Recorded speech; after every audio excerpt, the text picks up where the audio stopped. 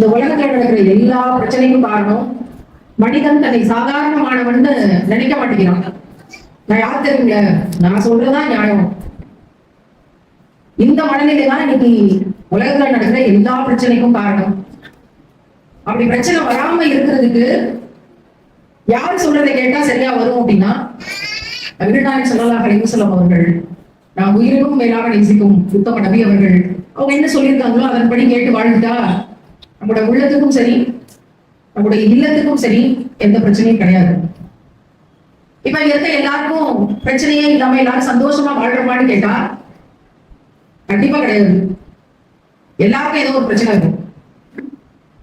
ஆனால் இந்த பிரச்சனையோட தாக்கத்துல நான் நிம்மதியை இழக்கிறேன் அப்படின்னு சொல்றதுதான் பிரச்சனை. பிரச்சனை இருக்கும், சோதனை இருக்கும், ஆனா நான் நிம்மதியா தான் இருக்கேன் என்னுடைய உள்ளங்களுக்குள்ள அப்படின்னு இருக்க முடிஞ்சா பெரிய பாக்கியம்.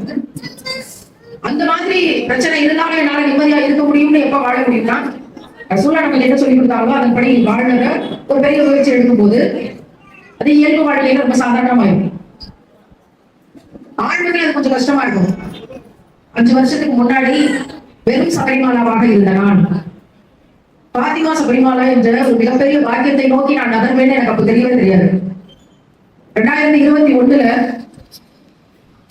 அதுக்கு முன்னாடியான காலகட்டங்கள்ல சிஏஏ போராட்டம் அப்படின்னு இஸ்லாமியர்களுக்கான உரிமைகள் நாங்க கேட்கிற அடையாள அட்டையை கொடுக்கலன்னா நீங்க நாட்டை விட்டு வெளியேறணும் அப்படின்னு சொல்லும் போது அதை எதிர்த்து நாடு முழுவதும் ஷாஹின் பாக் அப்படிங்கிற பேர்ல எல்லா இஸ்லாமிய பெண்களும் இந்த ஜமாத் அந்த ஜமாத் எந்த விதமான வேற்றுமையும் இல்லாம முஸ்லீமா இருக்கிற எல்லாரும் ஒன்று சேர்ந்து போராட்டம் பண்ணாங்க.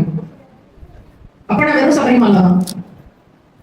ஒரு பெண் போராளியாக சமூகத்தின் பெண் பிள்ளைகள் பாதுகாப்புக்காக போராடி கொண்டிருக்கிற ஒருத்தியாக அந்த கூட்டங்களுக்கு போய் ரொம்ப துணிச்சலா பேசினேன். அப்பவும் எனக்கு தெரியாது எனக்கு பாத்திமாங்கிற பேர் கிடைக்க போகுது அப்படின்னு. நிறைய பாத்திமாக்கள் இந்த கூட்டத்துல நான் சந்திச்சேன். ஆனா பாத்திமாக்கள் கூட்டத்துல இருந்த எனக்கும் பாத்திமாங்கிற ஒரு அங்கீகாரம் கிடைக்கும்னு நான் நினைக்கிறேன். அதுவும் போக பாத்திமாங்கிற பேர் கிடைச்சிடும். ஆனா தன்னுடைய ஈரக்குலை அப்படின்னு சொன்ன அன்பு மகள் அவங்களை போல வாழணும்னு ஆசைப்படுவோம் அப்படின்னு நான் நினைச்சு கூட பார்க்கல.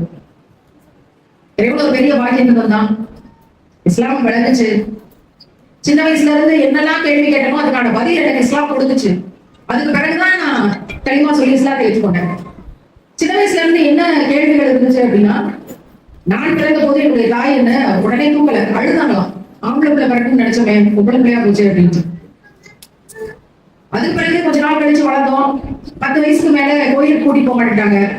அதெல்லாம் பொம்பளை பிள்ளைய குறிப்பிட்ட வயசுக்கு மேல கோயிலெல்லாம் கூட்டிட்டு போக முடியாது, சட்டத்துல இடம் இல்லைன்ட்டாங்க. ஒரே அழுக.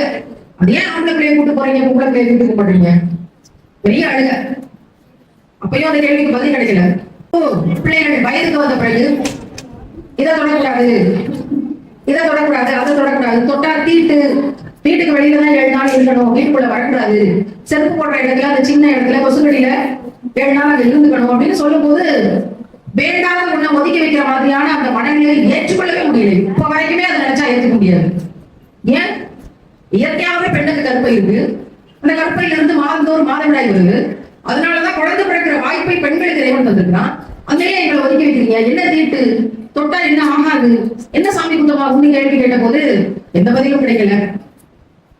அதுக்கு பிறகு ஒரு பொம்பளை பிள்ளைக்கு கல்யாணம் பண்ணி கொடுக்கணும்னா இவ்வளவு நகை போடணும், இவ்வளவு நகை சேர்க்கணும், அடி வயிற்றுல நெருப்பு கட்டிக்கிட்டு இருக்கோம் பொம்பளை பிள்ளை வச்சுக்கிட்டு, ஏன் நகை சேர்க்கணும், ஏன் ஆம்பளை பிள்ளைக்கு நீங்க நகை சேர்க்கறது இல்ல, பொம்பளை பிள்ளை போட்டு ஏன் நகை சேர்த்து கல்யாணம் கட்டணும்னு கேள்வி கேட்கிற போது எந்த கேள்விக்கும் பதில் கிடைக்கல.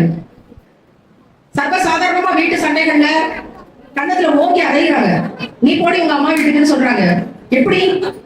ஏன் எந்த ஒரு பெண்ணும் திருப்பி ஒரு ஆணோட கண்ணத்துல அரைச்சு நீ கூட உங்க அப்பா வீட்டுக்குன்னு யாரும் சொல்றது இல்லையா? இது எப்படி? இந்த கேள்விக்கு எங்கேயுமே பதில் கிடைக்கல. பல தலைமுறை பெண்களாக பொழுது பாட்டி, எழுது பாட்டி, பாட்டி, அம்மா, சித்தி, பக்கத்து வீட்டு அக்கா, யாருடைய வாழ்க்கையிலும் இது எனக்கு பதில் கிடைக்கவே இல்லை. எப்படி சர்வசாதாரணமாக கெட்ட வார்த்தைகள் சண்டைகள்ல பேசப்படுது? திருப்பி அந்த பெண் கெட்ட வார்த்தை வீட்டுல பேசினா என்ன ஆகும்? அதுவும் ஒரு பெண்ணோட கேரக்டர் பிஹேவியரோட சேர்ந்த கெட்ட வார்த்தைகள் தான் அத்தனை. இந்த கேள்விக்கு பதிலே கிடைக்கல. ஒவ்வொரு படிநிலையிலும் ஏன் பெண்கள் குடும்ப வன்முறைக்கு ஆளாகிறாங்க? சமுதாயத்துக்குள்ள போகும்போது பெண்ணுடைய உறுப்புகள் குறிவைக்கப்படுகின்றன. எங்கு பார்த்தாலும் பாலியல் வன்கொடுமைகள். இந்த கேள்விக்கெல்லாம் பதிலே கிடைக்கல. அப்ப பெண்கள் படிக்க கூடாதா?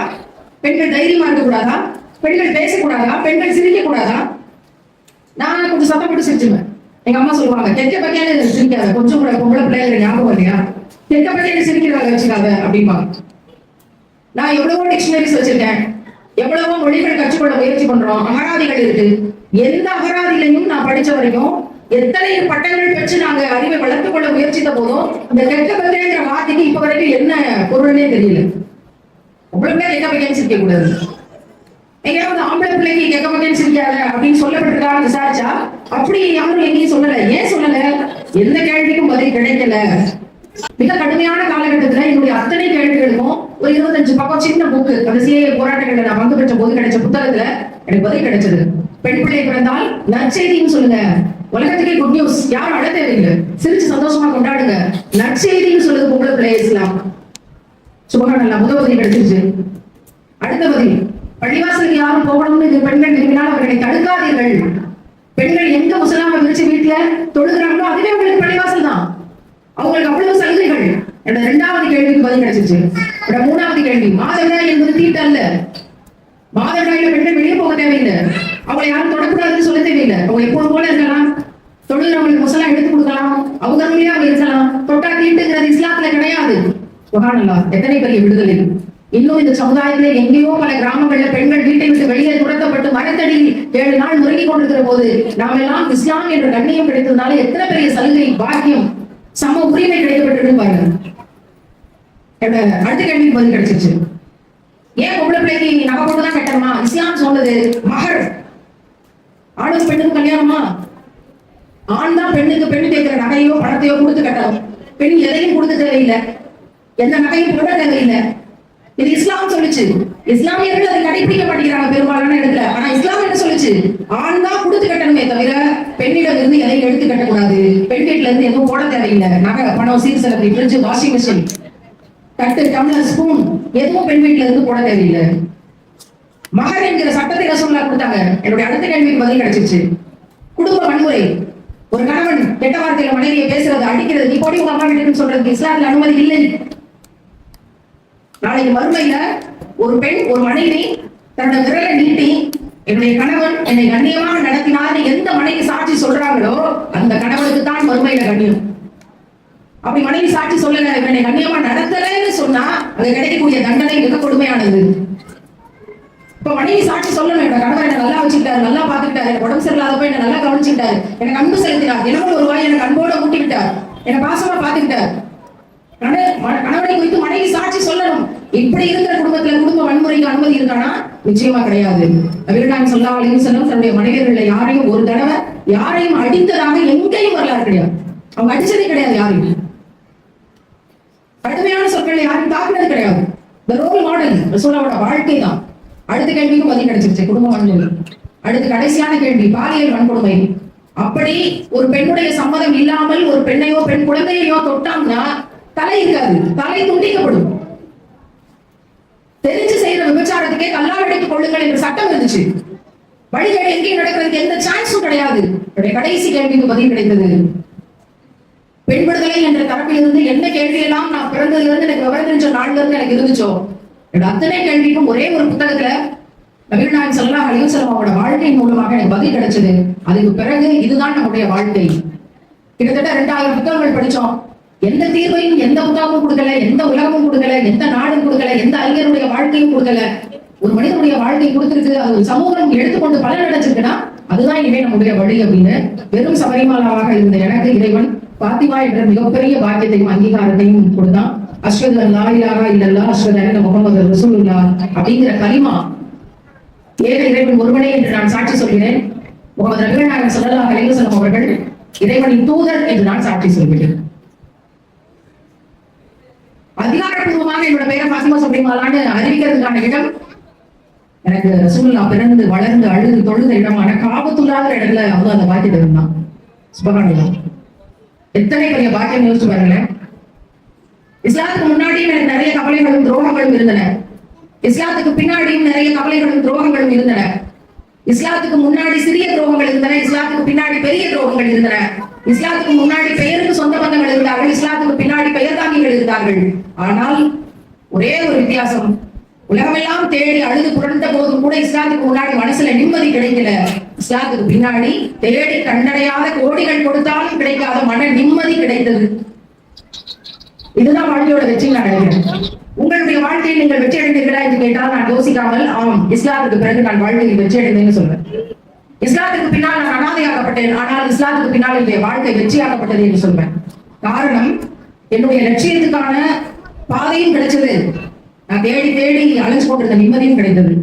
இந்த நிம்மதி அப்படிங்கிற விஷயம் எப்ப கிடைச்சிச்சு தெரியுமா? நான் ஒரு பெரிய பங்களா கட்டி, நான் ஒரு பெரிய சொந்த வீடு கட்டி, பெரிய கார் வாங்கி, அந்த கார் எனக்கு சொந்தமாகி, ஏகப்பட்ட சொந்த பந்தங்கள் கூட்டு குடும்பங்களோட ஒரு வாழ்க்கை அமைஞ்சு, என்னை சுத்தி எல்லாமே சந்தோஷமா இருந்து, என்னோட பேங்க் பேலன்ஸ் ஒரு 2 கோடி ரூபாய் இருந்து, எனக்கு ஒரு தங்க நகைகள் ஒரு 150 பவுன் கிடைச்சு, என்னுடைய பீரோட மென்பட்டு சேலைகள் மட்டும் ஒரு 250 மென்பட்டு சேலைகள் அடுக்கப்பட்டு, இதனால எனக்கு எதுவும் கிடைக்கல. என்னுடைய பட்டு சேலைகளை எல்லாம் ஏழை பிள்ளைகளின் கல்யாணத்துக்கு கொடுத்தேன். நான் அணிந்திருந்த தங்க நகைகளை எல்லாம் ஏழை பிள்ளைகளின் படிப்புக்கு கொடுத்தேன். என்னோட அரசு ஆசிரியர் பதவியை ஏற்கனவே அன்புமகள் அனிதா நீட் கொடுமை என்ற அந்த தேர்வை எதிர்த்து கல்வி சமத்துவத்துக்காக என்னுடைய அரசு ஆசிரியர் பணியை ஏற்கனவே ராஜினாமா செய்திருந்தேன். என்னுடைய வங்கி கணக்கு பேங்க் பேலன்ஸ் 0. எனக்கு வங்கி கணக்குல எனக்கான பணம் எதுவும் இருந்தது இல்லை. வேற சொந்த வீடு கிடையாது, சொந்தம் என்று சொல்லிக்கொள்ள யாரும் கிடையாது. வேற நகையோ பணமோ சொத்தோ சீர்வரிசையோ அலங்காரமோ மேக்கப் கிட்டோ பட்டு சேலையோ அலங்கார ஆடைகளோ எதுவுமே எனக்கு என்று இல்லை. அப்ப எப்படி வெற்றி அடைச்சீங்கன்னு கேட்டா, அல்லாஹ் எங்க இருக்கிறான் என்று நான் தெரிந்து கொண்டேன். அல்லாஹ் எங்க இருக்கிறான் என்று நான் தெரிந்து கொண்டேன். நான் என்ன நினைச்சாலும் அல்லாஹ் என்னை தெரிந்து கொண்டிருக்கிறான் என்பதை நான் புரிந்து கொண்டேன்.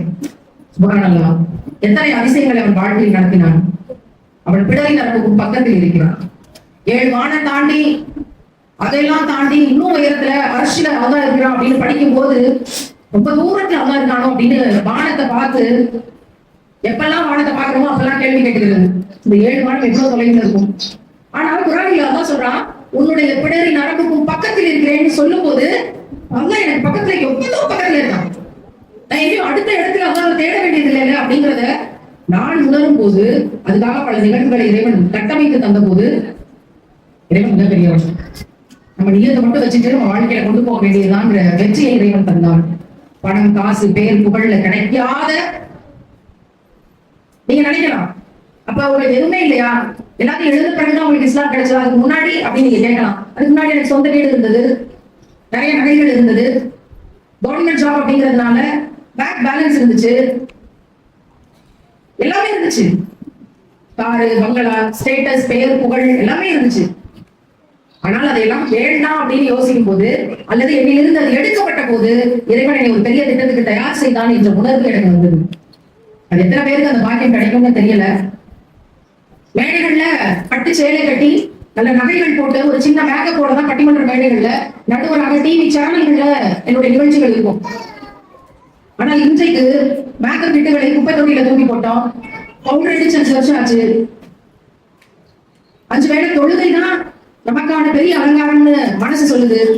5 தடவை ஒழு செய்யறமே அது பெரிய வெளிச்சத்தை கொண்டு வந்து கொடுக்குது, அதை விட பெரிய மேக்கப் எதுவும் கிடையாது அப்படின்னு தோணுது. குர்ஆன் ஓதி முடிச்சுட்டு நம்ம முகத்தை பார்க்கும்போது எதுவும் பெரிய தங்க முலாம் பூசின மாதிரி முகம் ஆகியிருக்கிறதா மனசுக்குள்ள ஒரு நினைப்பு. அதை நான் சொல்றதும் இல்லாம நிறைய பேர் என்ன கேட்பாங்க. அதே சமயம் மனம் எப்பயாவது கவலையில இருக்கும்போது என்னாச்சு அப்படின்னு கேட்பாங்க. ஏன்னா அகத்தின் அழகு முகத்துல தெரியும் பாத்தீங்களா. நம்ம குர்ஆன் ஓத ஓத அது பொருள் தெரிஞ்சு நம்ம வாழ்க்கையில பிராக்டிஸ் பண்ண ஆட்டோமேட்டிக்கா நம்மளோட முகம் அவ்வளவு அழகாகும், அதை உணர முடியும். அதை விட பெரிய பியூட்டிஷியன் எதுவும் கிடையாது, நிரந்தரமான அழகு.